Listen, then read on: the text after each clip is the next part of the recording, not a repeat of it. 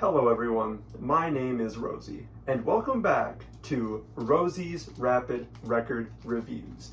Yeah, goddamn, it feels like I haven't done that in like months. Today we are going to be reviewing Parkbird, You're Up. And Parkbird is an artist I don't know too much about, honestly. I'll be real, I found them through a collab with Nathan and OK222, like ages back, called Dance in the Living Room. That's a perfect song. That's just one of the best pop songs ever made. If you haven't heard it, go listen to it and you'll agree with me, just because it is. Like, I don't make the rules. The second I heard that, I knew, bro. I knew. But this album, You're Up, on the other hand, is a little bit different than that. It's more folk-oriented, it's got more guitars and, you know, just more laid back and summery, like, outside instrumentals. As you know, we like to draw the cover arts on this channel, and I'm still not incredibly good at it, but, you know, we got this one. Took about 9 minutes. I'd say maybe 6 of those were spent trying to draw the curve on this little guy over here, because I just can't draw a circle for the fucking life of me. But you know, we're there. And if you look over here, you will see the actual art. And look at them. They just chillin', bro. Straight chillin'. At first, we start with track 1, Lesson Learned, which I didn't think I was gonna have a lot to say about. But as it went on, you know, it's been like a week since this album released, and I've had more time with it. I really like this song. I don't know what was throwing me off on first listen, but those piano keys are gorgeous all over this track. I love the singing, especially on, I guess you could call it the chorus in this song, but it's just more so Parkbird humming along with the melody. And it feels so just free and something that you should just put on when you're going on a walk, going through nature. I feel like this album in general is just perfect for if you're going for a drive, going for a walk. It feels like it fits that atmosphere amazingly. Next up, we have Entrepreneur Soul, which is just another bop. I absolutely love the verse sections on here. The drums are great, and the chorus is super memorable with just the way they say entrepreneur. It's so choppy, but it's such a fun thing to do with them. You're like, by third or fourth listen, you're just going, entrepreneur, so, like, it's an absolute bop. Track 3, Luck, is another good one. It feels very bossa nova inspired, and the vocals are super soft on this track, but they fit very well with this instrumental. But track 4, Running, is one I really want to get into, because this was the first single for this album, and it's what got me so hyped for this album in the first place.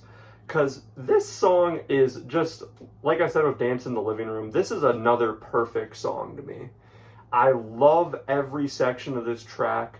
I feel like the instrumental's so bare, so when something else comes in, that just makes itself like the focal point of the track, and it feels like such a nice addition to the track.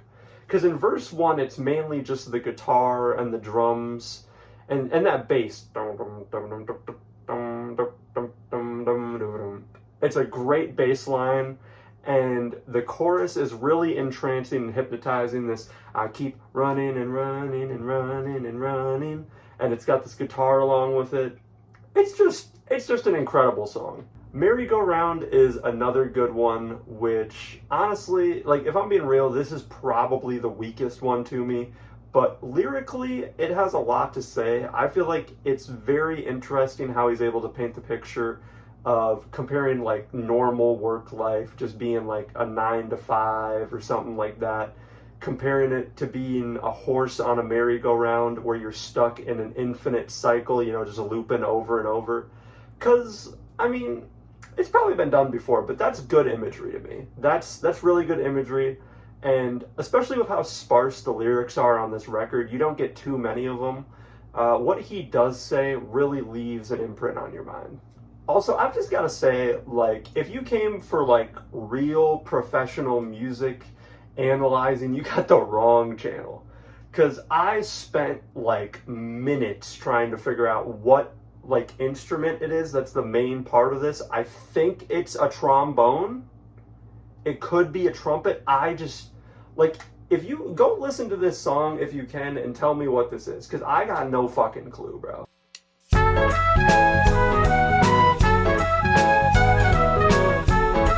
Lonely Satellite is another great one. It has a more dreamy intro, like first half, but once that second half kicks in with the electric guitar, man, that's just one of the best parts of the whole album. It's so intense, and it's not something I was really expecting from this record. Because if you only listen to like maybe the first 3 or 4 songs, you'll probably think you're going to get a very different album from what you get there on.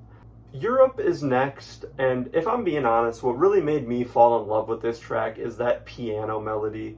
It is so nice and sweet, and especially at the beginning when it's just the piano and him, it's such a beautiful song. And then it evolves into a more like special song. It really starts reminding me of Sufjan Stevens in the second half, especially with that instrumental break. And I mean, this whole album in general is very Sufjan Stevens, and I mean that as the highest compliment I can give.